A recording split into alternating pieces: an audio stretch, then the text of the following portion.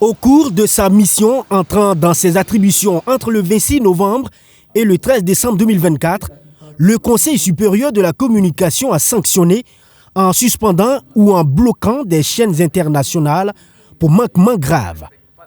TV5 Monde, la radio BBC, la radio VOA, les sites web de Deutsche Welle, Ouest France, Le Monde, APA News, Agence Ecofin et bien d'autres.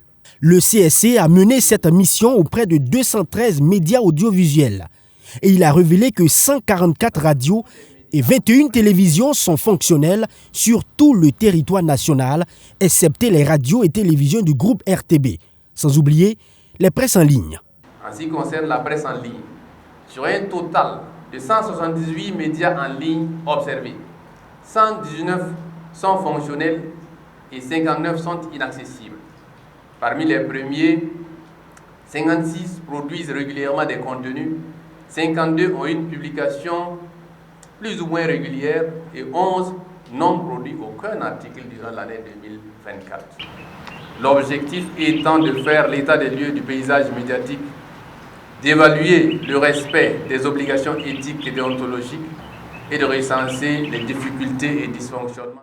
Les dysfonctionnements ont été également observés sur les réseaux sociaux lors de la campagne menée par Louis Modeste Ouedraogo et ses collaborateurs.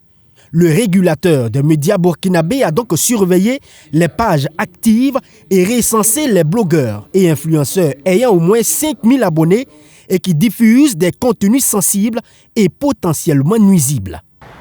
Quand il s'agit d'auteurs situés sur le territoire national, nous les avons reçus ici, les avons auditionnés. Et pour certains qui ont montré visiblement qu'ils étaient de bonne foi, qu'ils ont agi par ignorance par rapport donc aux dispositions légales, on a constaté, en tout cas pour certains, que leurs publications ont cessé ou encore, en tout cas, ne sont plus aussi virulents comme avant. Mais pour les autres, ce sont essentiellement des gens qui vivent à l'étranger. Leurs objectifs sont clairs. Déstabiliser le Burkina Faso, soutenir les actions de nos ennemis. À l'endroit donc de ceux qui partagent, publient ou distillent des contenus attisant la haine et la désinformation et jetant parfois le discrédit sur les autorités, le président du CSC attire l'attention des auteurs et leur responsabilité sur la gestion de l'espace de commentaires. Les pages sont sous la responsabilité de leurs auteurs, c'est-à-dire de l'auteur, des propriétaires de ces pages. Il y a des mécanismes pour supprimer les commentaires malveillants ou bien même pour fermer les commentaires.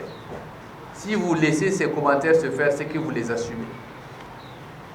Voilà pourquoi ces responsables de médias en ligne ont été auditionnés.